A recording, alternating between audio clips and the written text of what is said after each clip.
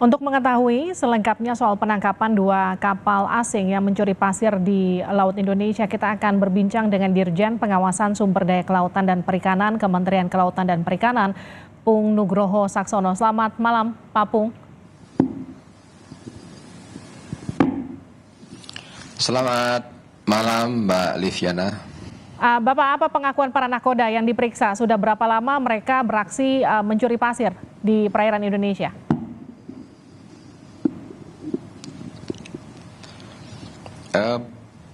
Terima kasih, selamat malam pemirsa. Jadi setelah kami lakukan penghentian, setelah kami lakukan pemeriksaan dari kedua nakoda kapal tersebut, mereka mengakui bahwa apa yang dilakukan itu sudah berbulan-bulan bahkan tahunan, Mbak.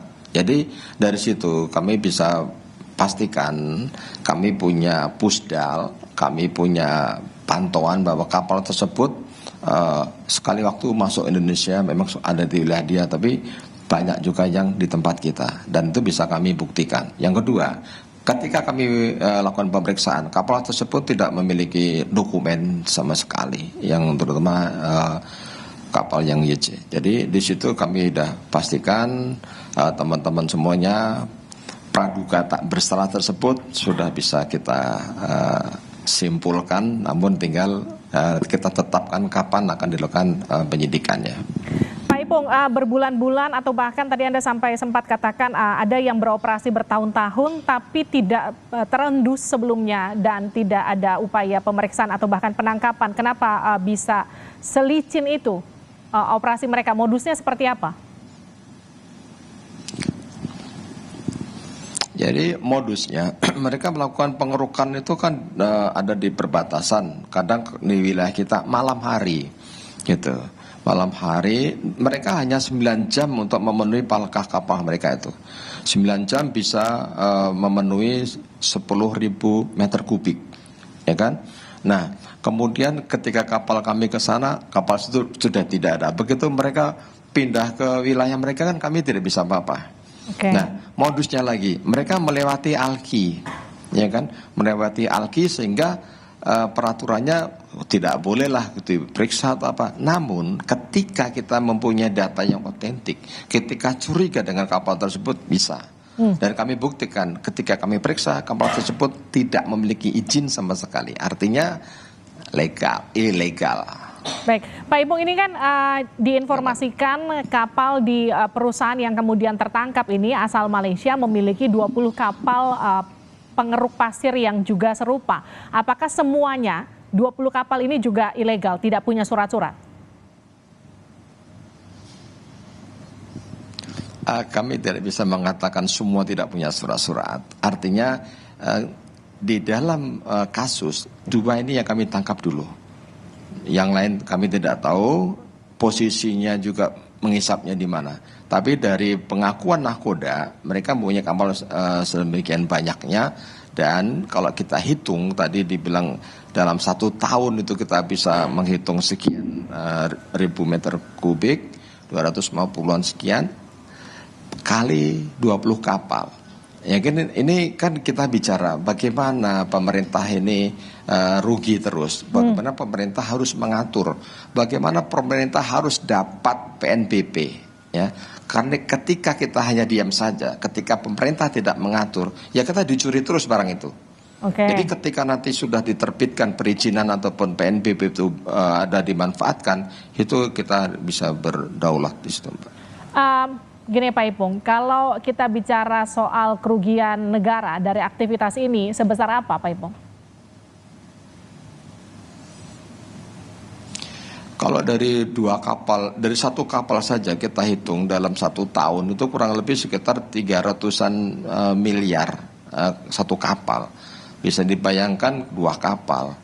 Terus 20 kapal, dan itu hanya pasirnya, belum ekologi. Ketika bicara ekologi lebih besar lagi, kerusakan lingkungan itu tidak bisa dihitung dengan nilai kecil, Mbak. Ya. Pak Ipung, kita punya semacam alat pendeteksi sonar begitu untuk mendeteksi kapal-kapal ketika melakukan penjagaan, Pak? Punya.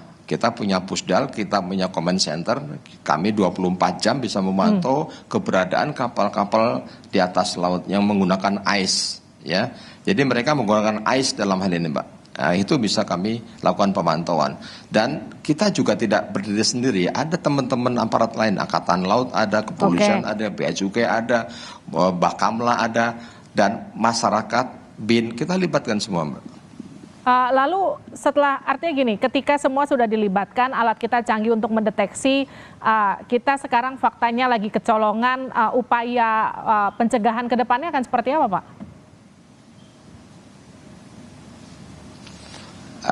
Terima kasih.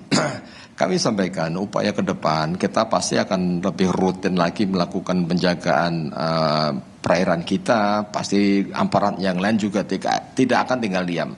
Masyarakat kami libatkan. Masyarakat ini banyak nelayan di tengah laut. Itu yang bisa menginformasikan kami. BIN itu juga banyak informasi, Mbak. Ibarat kita belanja di supermarket, mau belanja informasi apa aja di BIN ada. Kita belanja tentang kapal pasir, BIN punya. Jadi itulah kontribusi teman-teman aparat yang lain itu sangat kami butuhkan. Pak Ipong, ini pertanyaan terakhir untuk Anda. 20 tahun kita itu kan melarang ekspor pasir, tapi kemudian sekarang sudah ada Permendak yang kemudian nanti akan melegalkan ekspor pasir ke luar negeri. Apakah menurut Anda nanti ke depannya ketika ini sudah diterapkan, ini akan makin menyulitkan Anda dan kawan-kawan untuk melakukan pengawasan? Terima kasih. Justru disitulah KKP hadir, pemerintah hadir, 20 tahun kita tidak melakukan ekspor, namun dicuri. Ya kan 20 tahun kita ketika kehilangan pasir sudah berapa ribu juta meter kubik. Negara tidak dapat apa-apa. Negara tidak ada PNBP sama sekali. Dengan hadirnya peraturan pemerintah ini, negara memastikan nanti akan ada pemasukan. Bahkan hitung-hitungannya sampai 63 triliun, Mbak. Potensi yang ada itu kalau kita kelola dengan sungguh-sungguh dan pengawasannya melibatkan seluruh aparat yang ada, masyarakat yang ada. Saya yakin itu bisa tuntas dalam hal ini. Artinya Permendak itu justru akan berdampak positif, bukan justru sebaliknya ya, Pak? Saya yakin pemerintah sudah dengan perhitungan yang matang, sudah dengan survei, sudah dengan hitung-hitungan yang pasti. Baik, terima kasih Pak Ipong sudah bergabung bersama kami di Sapa Indonesia Malam. Sehat-sehat selalu.